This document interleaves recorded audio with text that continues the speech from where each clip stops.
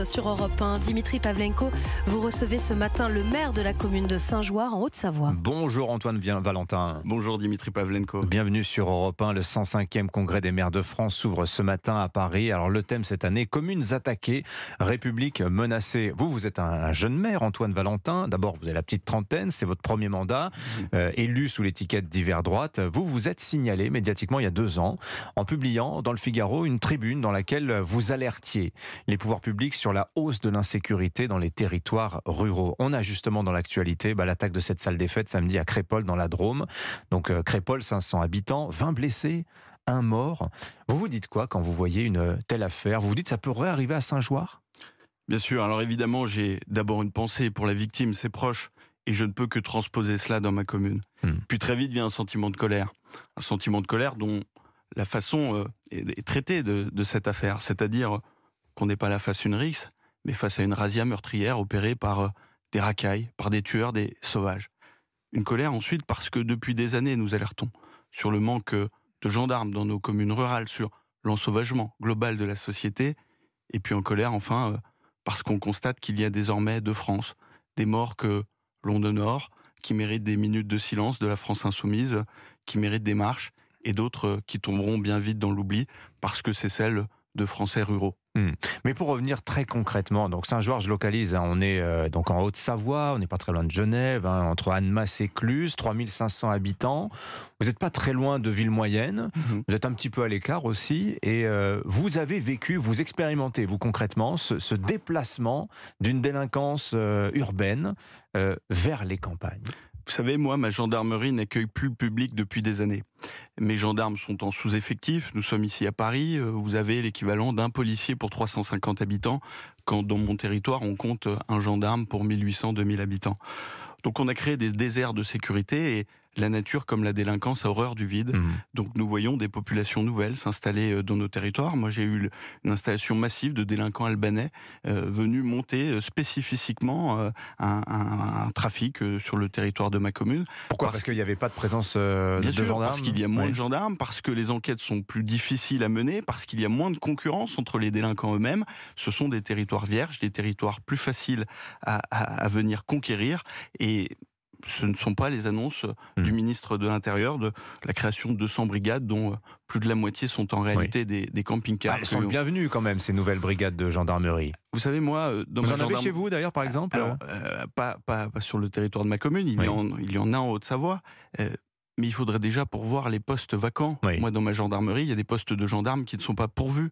Et puis ensuite, il faut s'attaquer au fléau, celui de la drogue, celui de la violence. Et ce ne sont pas avec des postes de gendarmes mobiles qui sont des espèces de gros camping-cars qui viendront s'installer sur les marchés de nos campagnes que l'on va résoudre l'ensauvagement de la société. Donc il y a des épiceries itinérantes, il y aura bientôt des gendarmeries itinérantes. C'est aussi le plan des nouvelles gendarmeries annoncées il y a quelques semaines. Exactement. Et mes administrés, ils ne veulent pas voir les gendarmes le mercredi matin sur le marché, ils veulent les voir sur le terrain, à démanteler des trafics de stupéfiants et à s'opposer à l'ensauvagement de la société.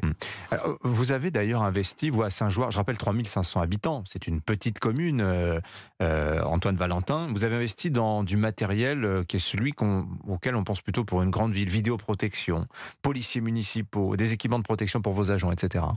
Effectivement, face au désengagement de l'État de nos territoires, nous sommes contraints de pallier avec nos petits budgets communaux.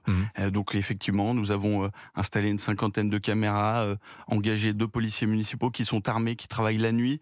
Tout ça pour stopper le trafic et stopper l'ensauvagement de la société.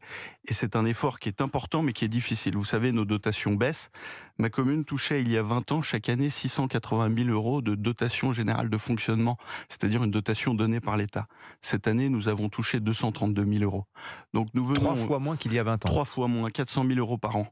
Vous imaginez le reste, vous allez le chercher où? Eh bien, on va le chercher en faisant des économies. On ne remplace pas un agent qui est absent ou qui est malade, et ce sont les élus qui vont faire la cantine. On fait des économies sur nos indemnités, on fait des économies sur nos investissements, on fait des économies sur tout pour pallier au désengagement de l'État. Et il n'y a pas que la sécurité. J'avais sur le territoire de ma commune un trésor public, une officine des impôts qui louait un bâtiment communal. Elle a fermé, nous avons perdu cette rente locative, mais mieux, nous avons dû cofinancer une maison des services publics pour pallier au désengagement de l'État de nos territoires. Donc nous arrivons au fond de l'entonnoir avec deux types d'administrés. Ceux qui ont la faveur des politiques publiques et puis ceux qui sont les habitants des territoires oubliés. Et ces territoires oubliés, ce sont souvent les territoires ruraux qui ne bénéficient pas d'une audience médiatique, qui ne brûlent pas de voitures, qui ne caillassent pas de pompiers. Oui. Vous avez été victime de violences, parce que c'est aussi un des chiffres qui ressort de cette enquête Cevipof publiée en levée de rideau du Congrès de l'Association des maires de France. 7 maires sur 10 disent avoir été déjà victimes d'incivilité.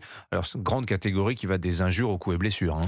Tous les maires sont victimes de violences, qu'elles soient verbales ou physiques, et il y a deux types de violences. Il y a celles que subissent aussi les policiers, les gendarmes qui sont écrasés au détour d'un contrôle routier, des enseignants poignardés, des infirmières giflées.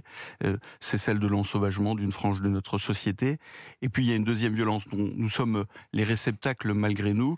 Vous savez, dans une société où les Français se sentent de plus en plus trahis, où ils ont le sentiment que l'État est fort avec les faibles, mais faible avec les forts, le maire est souvent la dernière porte ouverte pour exprimer une colère, pour exprimer ce dégoût de la société qui ne tourne pas rond. J'avais hier ou avant-hier... Mais qu'est-ce qui vous a incité à vous lancer, vous, à 28 ans? Vous avez été élu maire à 28 ans, vous savez tout ça, et vous vous dites, j'y vais quand même?